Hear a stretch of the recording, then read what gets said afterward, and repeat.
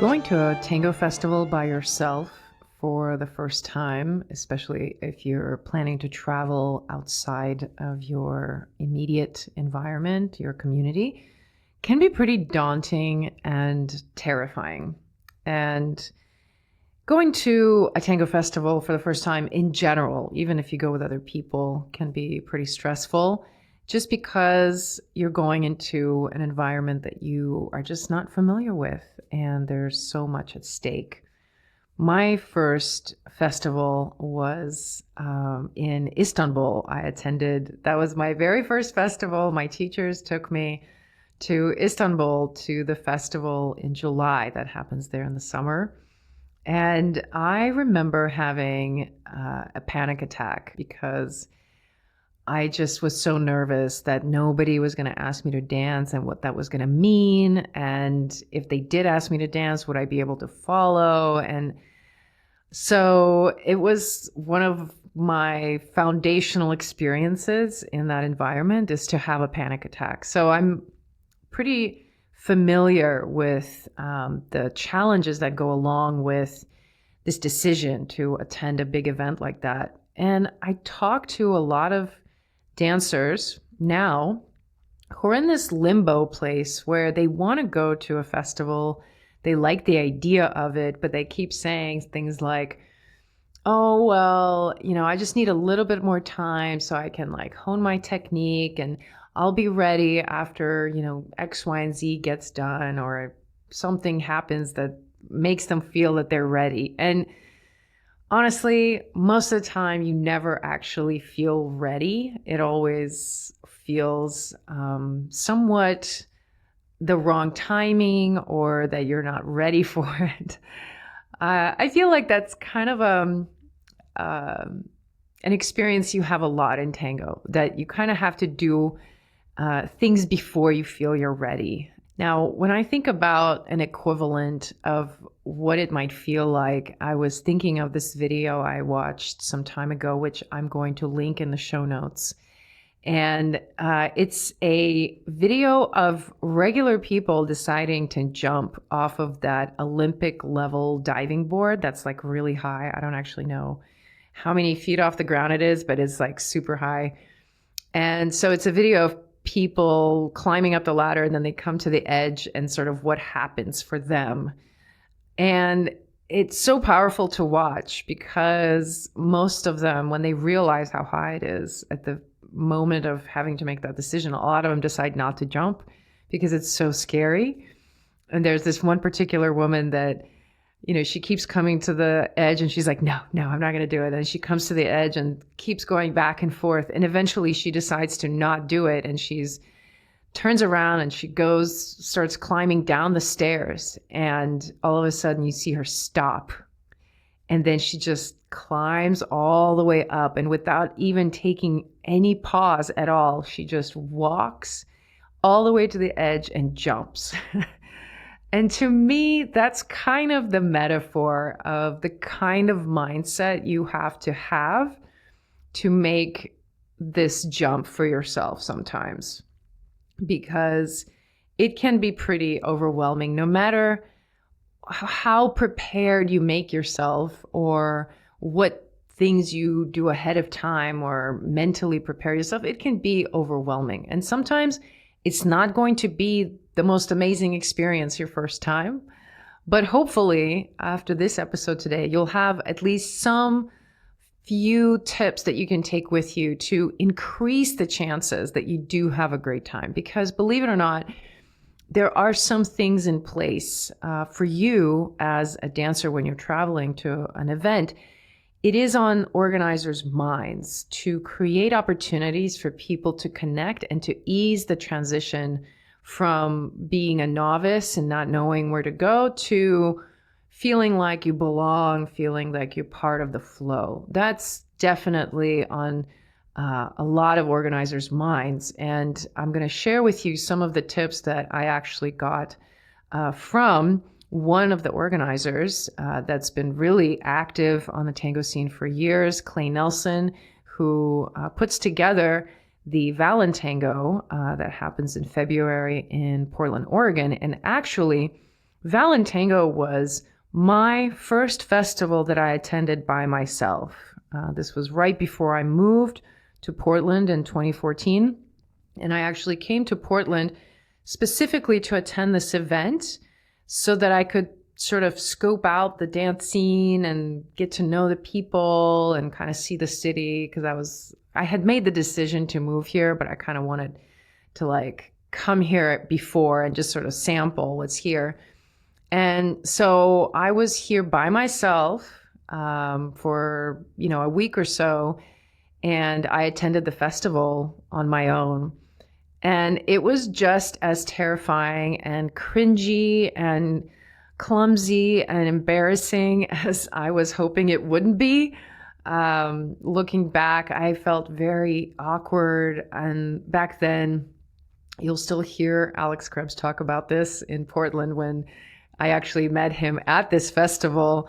I had very short and very black, like pitch black hair, and I only wore black. My makeup was kind of black, and that was kind of my phase at that point.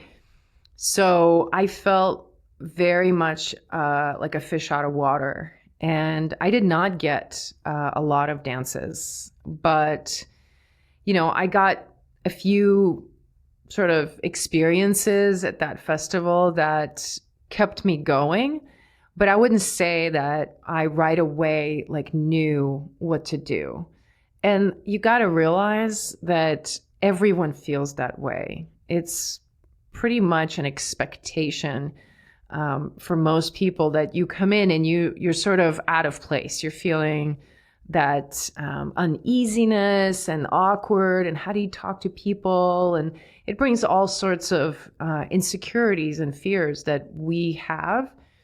And I think those exist because for a lot of us, we haven't had a lot of practice, right? Like, when else do we have an opportunity in our lives, in our daily lives, to come into a situation where there's like lots and lots of people you don't know, and there's dancing going on, and there's an etiquette and lots of activity that's around this very interesting, dance form that's kind of not your usual thing. Like, there's a lot of things in place that make it very uncomfortable for anyone, regardless of your experience in tango. So you can be a beginner or an advanced dancer and still feel very much like, a fish out of water.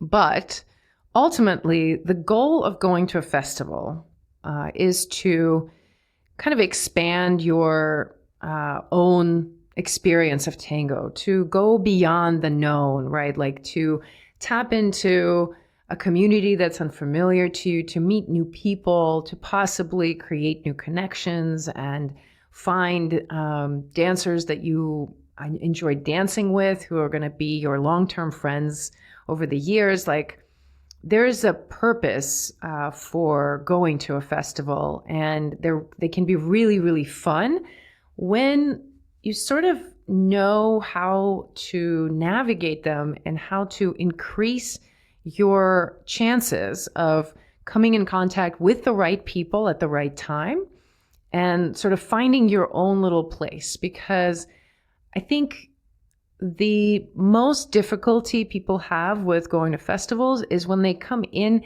and they don't quite find a place where they belong. And they always feel sort of on the outskirts and isolated, and they fail to find meaningful connection. If that happens, we leave the festival feeling like we wasted our time.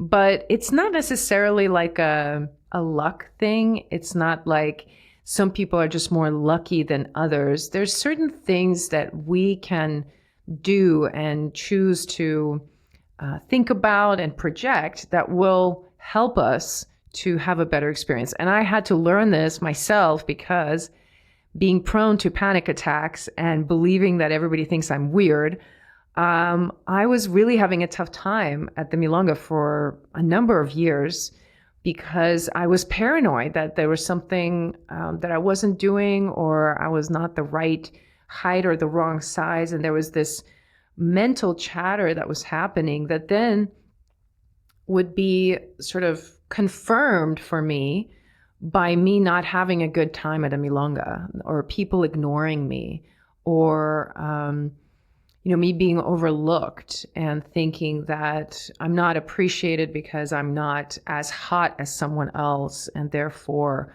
I'm not as good of a dancer, and I'm not going to be as desirable of a dancer on the dance floor. So all of these thoughts are like, they're there. They're just an ongoing sort of atmosphere in the mind. And I had to come to grips with the fact that those thoughts can be going on, for sure. We always will have emotions that are sort of, they might be silly to someone else. If they heard you like actually say them out loud, they might be like, why are you feeling like this? But to you, they feel really, real and important.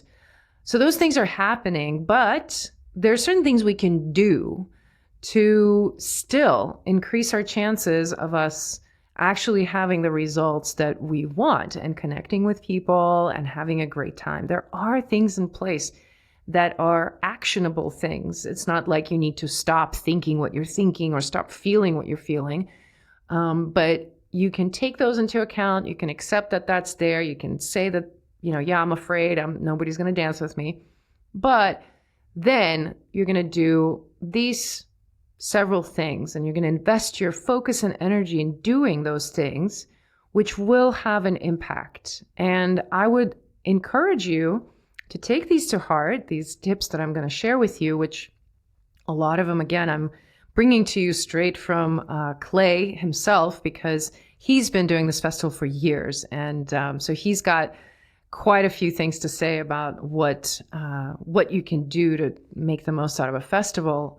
So I'll share those with you, and I would love for you to put them into practice. If you are planning to attend a festival on your own, really consciously pick some of these strategies, apply them, and then let me know how it works for you, because I hope that they lead to some magical connections and awesome moments, and empower you as a dancer to feel more confident to attend other events. Because it's really nice to go to an event by yourself. I got to say, I have a partner that we travel together a lot for tango all the time. But from time to time, I have to go by myself. And there's something really different and interesting about going by yourself versus with someone else versus with a group of people. All of those experiences are on limits, and we should have all of that available to us. So you can report to me and let me know how it works for you.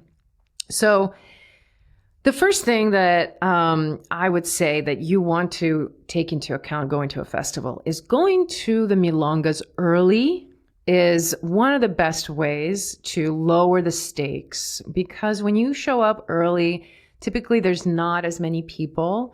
If there are hosts of the milonga or the organizers there, typically they'll be more available to sort of notice you and chat with you. You can kind of be a bit more, comfortable in that there's not that many people. The floor is empty. If you're a leader and you're a beginner leader and you're sort of nervous about navigation, going earlier towards the beginning of the milonga can help, because the floor is not really full yet.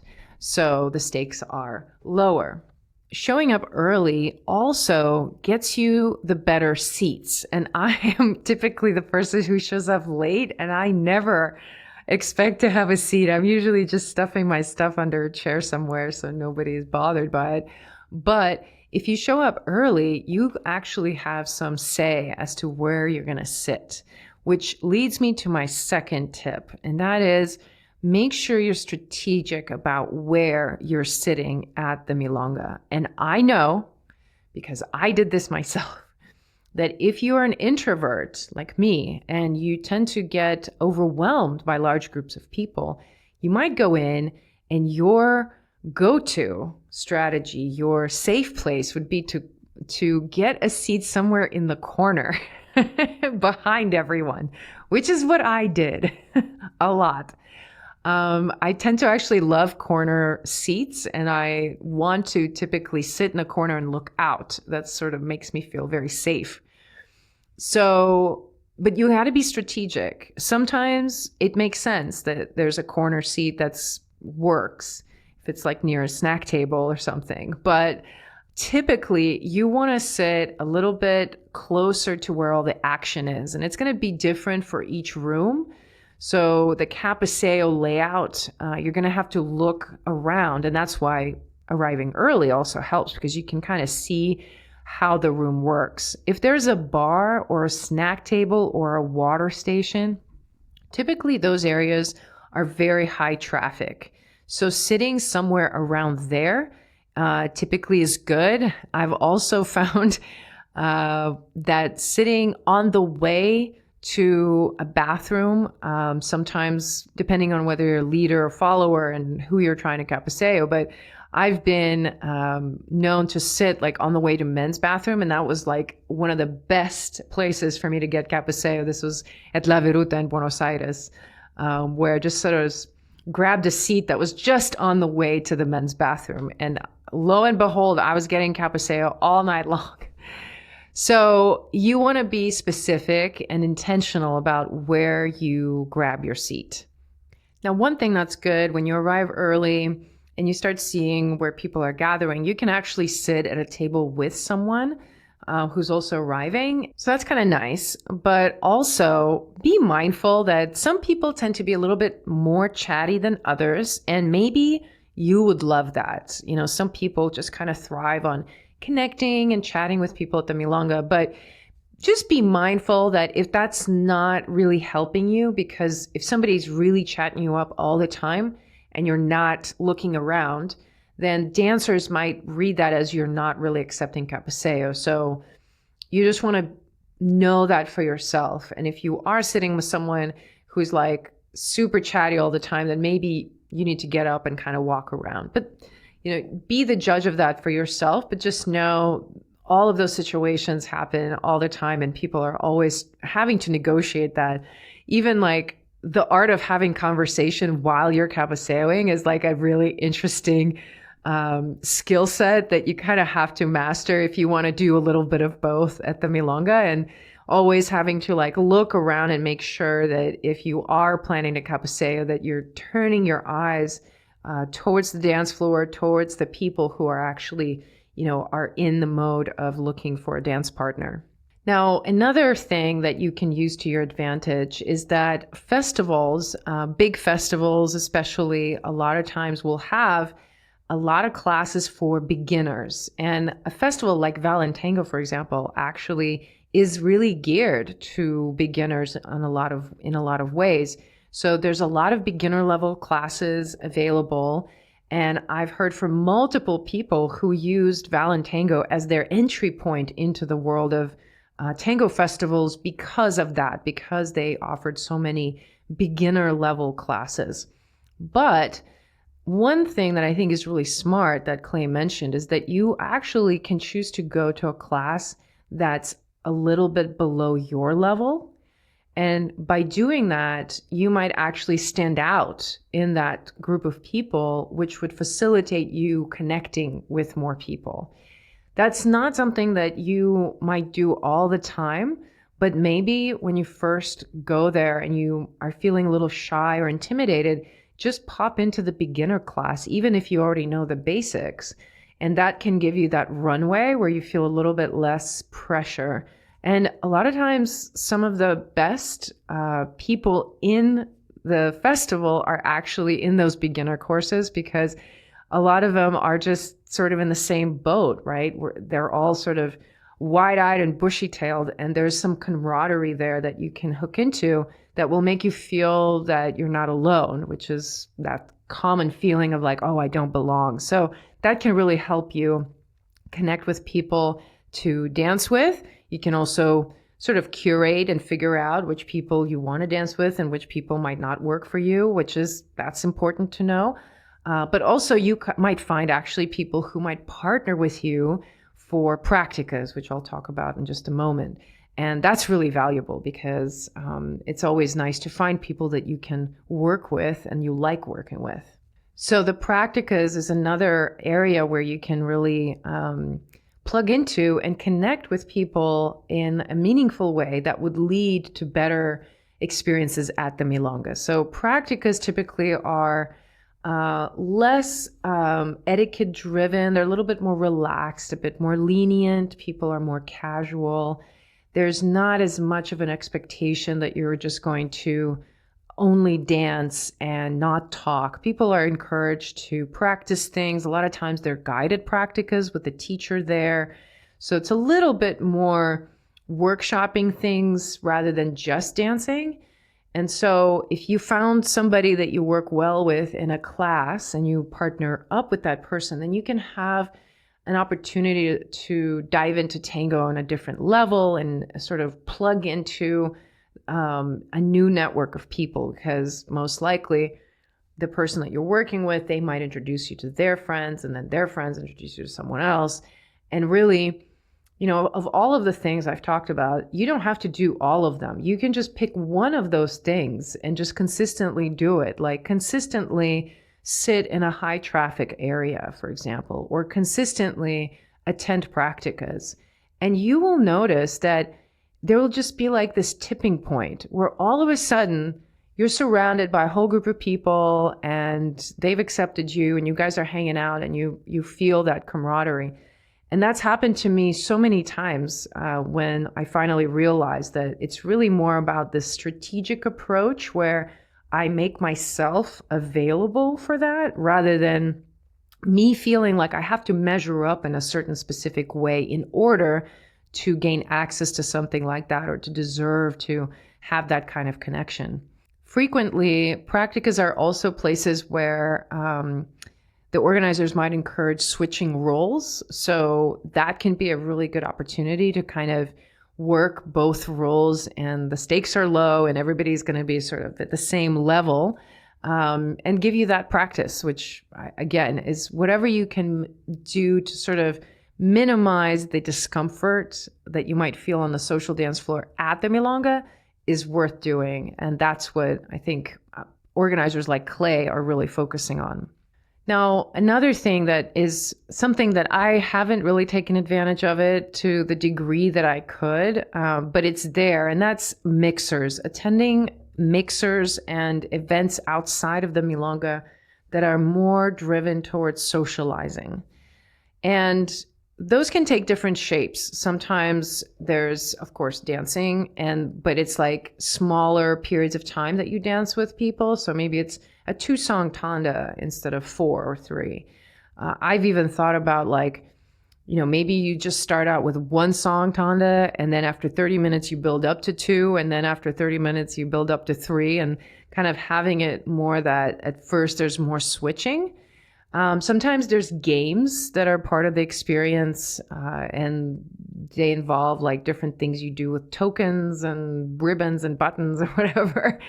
I'm not really a huge fan of those myself. I don't really care to keep up with them, but I do notice that people really like it and they have a lot of fun with it. So a mixer can be another way that you can just plug into different groups of people and sample different groups so that you begin to find your own sort of cohort, like what is it that you feel that you have to contribute and to offer to a group, and they're sort of giving you what you are actually after, which that's what tango is about. Ultimately, social tango really thrives on being able to find that pocket that you belong in, that you feel that there's a group of people that you really connect with. And then that connects you to the full community. And that's going to change. Honestly, the people that you meet at your first festival, perhaps 90% of them you'll never connect with again, but there will be like that one person that you'll keep seeing at the festival over and over again, and you're going to become best friends forever. It's like that's kind of the magic of the festival. Now, those are the tips that I have received from Clay, who generously decided to share them with me. And I'm going to link his event in the show notes. You should check it out if you've never been to a festival and you're looking to go to a festival for the first time and you're going alone. Then check out his festival, Valentango. It always happens around Valentine's Day in Portland, Oregon. And I will also link some other events that I think are really, really great for people who are going for the first time traveling for tango, like alone to an event. One of them, I'll just call out Montana Tango Festival, which I just came back from. I was teaching there. I think that event is so friendly to everyone, but I think it would be a great event for someone who's coming maybe from a small community and you're too nervous about going to a really big event where there's like 600 people. This event, it was like 200-person event, really intimate, really fun. And I will post some other links of events that I've heard are also very friendly to newcomers and beginners. One of them is Albuquerque Tango Festival, which I am going to be dancing at for the first time. It's really exciting to me. I've heard so many great things about this event. And one of them consistently was that it's really friendly to everyone, but including beginners, that beginners have a good time going there.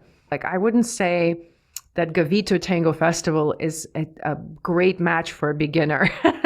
Like, some festivals have such a high class of performers, and there's a really high level of dancers who go to, to master their technique, that being a beginner can be kind of intimidating. But other festivals they have a different goal. They have a different demographic that they're serving. And so when you're choosing a festival, to know that ahead of time can also be helpful. As I'm saying this, that's like more of a tip that I would advise you right away, because, I got a message recently from someone like that, and they're like, I've never been to a festival and I'm thinking about going to this one. And it was like a festival in a different country, and it was a huge festival with all these teachers. And, I said, I think it's going to be a great experience no matter what. It's going to be epic. But just so you know, like, just because it's big and shiny doesn't mean that it's going to be great for you. Like, as a novice going into tango, it was probably not the best event for me to go to as a beginner, the Istanbul Tango Festival. Like, I would not take a beginner to that festival. It was a little bit much. So to know that you can actually choose a festival that will be a lot more, bang for your buck in terms of like your enjoyment and your experience and the stress level being lower. That would be much smaller event, perhaps, not as much pomp and circumstance. But it would have those elements that would give you more confidence as a dancer. I think that's the thing for me as an observer, a teacher. When I think about like what is it that I would love for people to feel after they go to their first tango festival, and you want to feel that you want to do it again, right? You want to do it again. You had so much fun. You connected with people. You go away with messages from new friends, and you start making plans for your next adventure. That's ultimately the goal.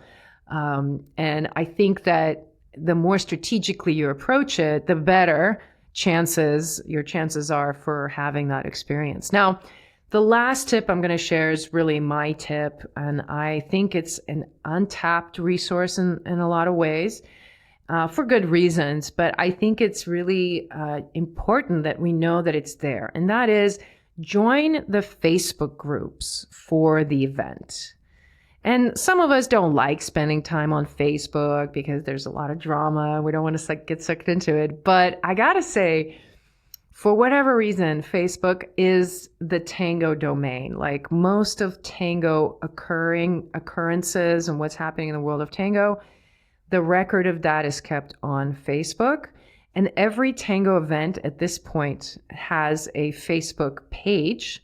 And a lot of times they'll have a separate Facebook group that has to do with that event. And within that group, a lot of times, they manage it in different ways. But those who really use it, they're going to post updates. They post like locations or updates about activities that are going on. You can also see who RSVP'd, and you can see some of the people who are coming. You might actually connect with some of the people. Like, maybe you realize someone else from your town is going to the same event. So you can connect through Facebook and sort of coordinate. You can find people to share Airbnb with. And so it's kind of like this easy access to information specifically about the event. And it's really useful. So Facebook, as dramatic and chaotic as it is, the way I know what's happening with other events or the way organizers choose to promote their events, a lot of times that information lives on Facebook. So that's kind of the great use for it. So those are some of my tips for you if you're planning to go to an event by yourself, if you're traveling alone somewhere. I would love to hear from some other dancers. If you have some other tips that you think might be helpful for someone traveling to a tango event for the first time. Maybe you're an organizer and you've put into practice something that you see working really well. Go ahead and post that in the comments and let me know. If you have some other recommendations for events that you think might be really helpful to people going to a tango event for the first time and they might be a little nervous, go ahead and pop those recommendations into the comments as well. All right, everyone. I will chat with you next week at the next banter. Until then, ciao.